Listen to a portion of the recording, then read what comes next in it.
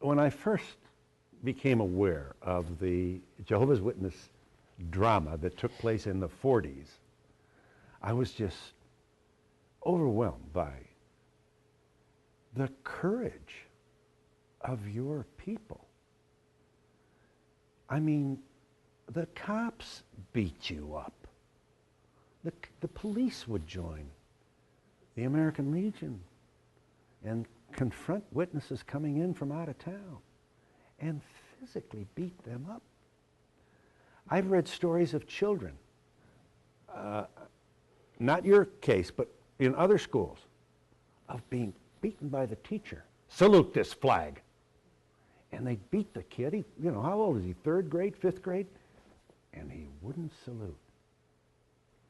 How do you explain this courage? I mean, you were persecuted as no one else in certainly at that time. You couldn't walk down the street. People threw stones at you. Tell us about that. Well, we feel that Jehovah gave us the courage, that's for sure. In fact, my sister was taking the bank deposit in a paper bag, grocery bag. She was surrounded by a group of girls with straight pins ready to stick them in her.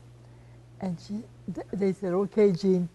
And she said, "Oh, I have a cousin named Jean. She looks just like me. You might meet her. She's a witness too." And they scratched her head and, "Oh, okay," and they walked away. There had been in the 30s a lot of things, but this was open season on Jehovah's Witnesses. Mm-hmm. Do you remember any particular instances that jump out at you? Oh, You're yeah. an eyewitness, so Mrs. Klose, I'm sorry to be pulling at your memory string here because I'm not sure I could recall. You're talking here 30s and early 40s.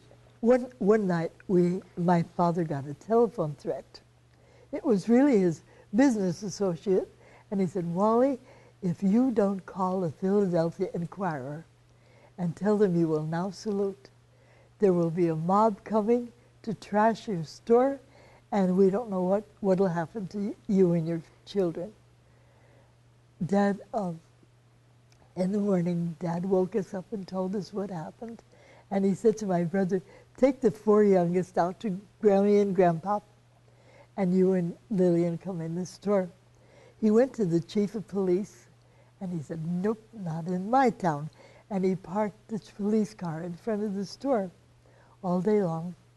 Well, when we were in, as soon as we saw people gathering together on the sidewalk, we thought, oh, this is the beginning. But nothing happened. And the whole day went on, and nothing happened, but we didn't know that, and we were prepared. Prepared that something might happen, yeah. Mm-hmm. Then another time, the local clergyman told his parishioners, "You need to boycott their grocery store," as recrimination. I should say that the Catholic priests, pastors in the area called for their faithful to boycott Jehovah's Witness stores. I wasn't going to say that, but anyway. Well, why wouldn't you want to say that? It's true. Because I have relatives that still go to that church. That Catholic church. Yeah, and well, we have a good relationship, you know what I mean? Mm-hmm. But anyway, the business just went down. Oh, the store was so empty. It was horrible. Well, Judy, I'm stuck. Oh, when it came time to pay the mortgage. We should say your sister's helping. Your daughter's helping. Yeah. Sorry.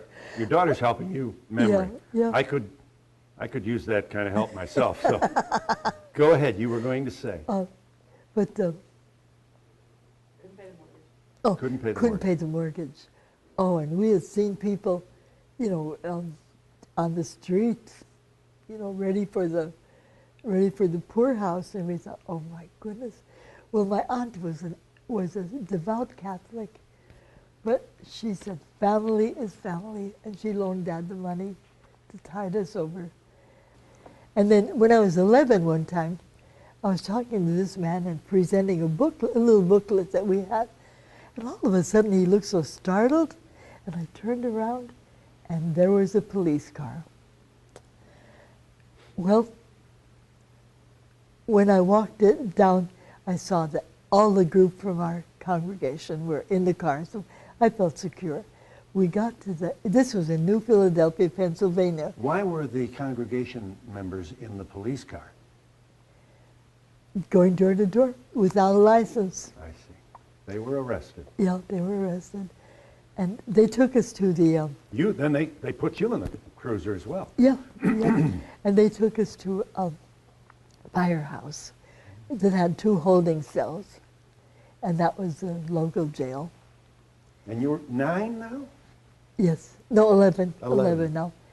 The churches, by mutual agreement, had let out early. And there must have been 1,000 people milling around, and one girl knocked me on the arm. But that was nothing. And we were herded into the firehouse. There were 2 holding cells. I saw my father in one, and I saw a young girl my age with her father in the other one. Her name was Eleanor. More about her later. However, they kept us for several hours, and then the mob got tired of it all, and they dispersed, and they said, "All right, you can go now. The women and children are fine, but the men have to go to the county courthouse on Wednesday." So Dad did, and he was given 5 days in jail. One time, on Wednesday nights, we had home Bible studies with people. And I was driving because mine was the last one. Dropped off Mother and Dad, dropped off Bill. Jean and I went to the last one. Then when we came back, I picked up Mom and Dad, and a group of teenagers came out of hiding and start letting the air out of the tires. And then they start rocking the car with the idea of flipping it over.